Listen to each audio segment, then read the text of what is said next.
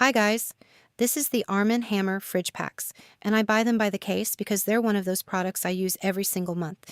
These are really easy to set up. Just remove the perforated panels on both sides. That's Arm& Hammer's Flo-Thru design, which lets air circulate through the baking soda so it can absorb odors while keeping everything contained. The box has a place where you can write the date, but I don't bother with that. I just ask Alexa to remind me every 30 days so I know it's time to replace it. I keep one in my refrigerator door, and I found that's an easy spot to remember to swap it out each month. I always replace the one in my freezer at the same time. Yes, these are designed to work in both the refrigerator and the freezer, so I just do them together. Before I recycle the old box, I like to get one more use out of the baking soda.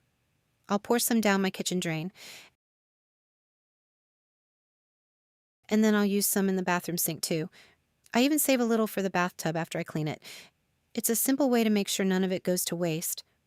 One thing I like is that these are completely unscented. They don't cover up odors with a perfume. They're designed to help absorb and neutralize them instead. If you've been wondering whether they're worth buying, I can only speak from my experience, but the fact that I buy them by the case probably answers that question.